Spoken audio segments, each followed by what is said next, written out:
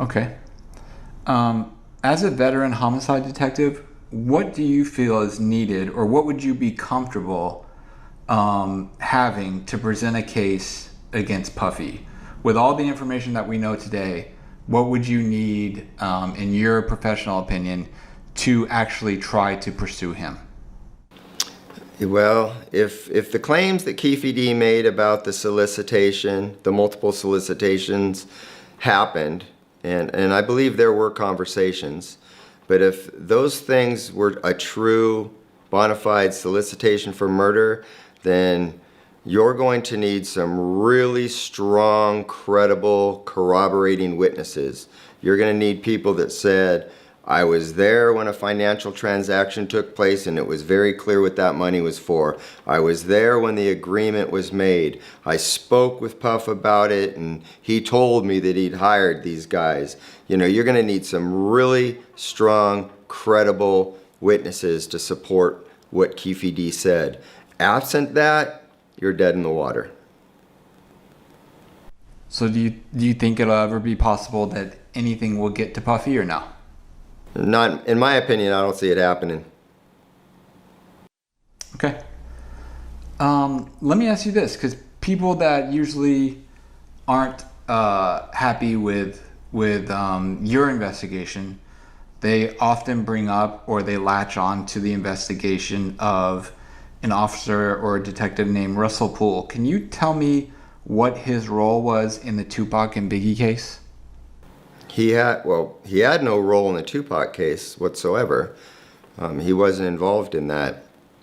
However, of course, there was always a belief, and it turned out to be true, that one had something to do with the other. Biggie was killed as a result of Tupac's murder.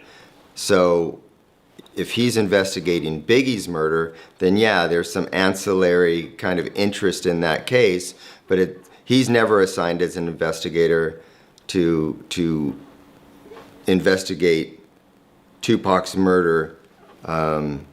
He didn't have that responsibility. And again, like when we stumbled onto it, we had somebody confessing to their role in it, and we're under a federal umbrella. We're working a broader racketeering case. And on top of that, once we found out that the solicitation happened in LA, now we do have some justification for looking into it. Poole never had any of those.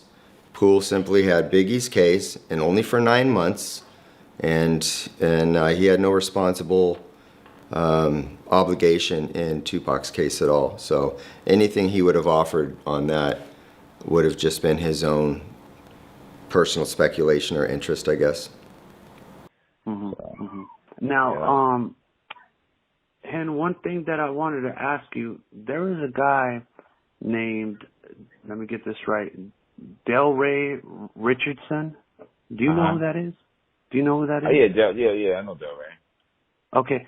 Now, he had said that I don't know how he would come into this, but he said that he co-produced that song and that he actually wrote. Is that true? Tupac's probably rolling over in his grave hearing that, man. Del Rey got in it because he knows G, the guy that I did the track with, and then I think he put his vocals on it, probably registered it, one of those situations. Then his vocals got off of the stuff, but the beat was already made. And none of his lyrics would have you. He wasn't even around when Pac was around. I heard about the stuff that he has been doing. My cousin told me to speak on it. I said, what? The truth is the truth. Like, what am I going to do? It's cool. Yeah. You asked the question, so I guess more people are going to ask. But, you know, he's just the guy that came for the ride, you know. So that's all. He was there, and he knew the business aspect of it early. He didn't. He wasn't even in the studio when Pac was there, bro. I'm the one that controlled that record. G and I did the music, you know. So the same beat that we had, the original beat, is Just Gonna Hold You Tight all day, all night, with the type of, you know, it's like a Caribbean type stuff. Pop ripped the original, but that one that you're hearing is the remix, which is the Eminem vibe sound. And it's just like the song that Pac did with Biggie. Those were two that Eminem did. And Biggie passed to that same album, I believe, Resurrection. Biggie and Pac was killing the record. I think they got the vocals for both of them and put it together, and M did the track. Nice, Yeah. nice. So, Like the remix. so, Hank, just to be clear, the original sample that was used for the original song, was who? No, it wasn't. I got the vibe from a song called "Just Gonna Hold You Tight."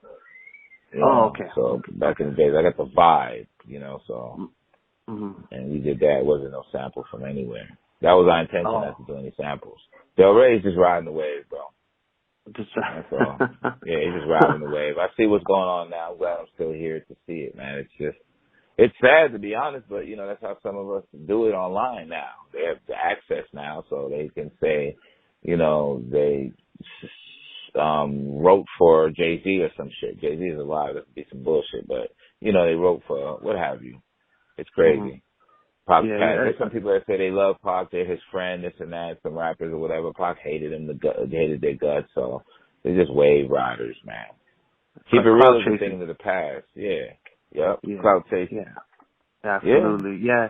And the reason I bring that up is because I know, you know, he started his channel or whatever, and I know that he used to say, you know, what we call it nowadays is called clickbaiting. You know what I'm saying? Say whatever you need to say so you can get them clicks on your channel. Yeah. Yeah. Yep. Yes. On my gram, you can see me and Pac, DJ Ace, my boy DJ Ace, and Ice-T. Mm-hmm. We behind the scenes at a TV show that Ice and Pac was doing. So, you know, I mean, the relationship, speaking of Del Rey, I'm saying, in a sense, like, that's my guy, Pac, you know, and the industry knows as well. So it's people can do what he's doing, what have you. You know, it is what it is, man. I'm glad we're here to tell the truth. You know, some of us are still here with level heads to tell the truth.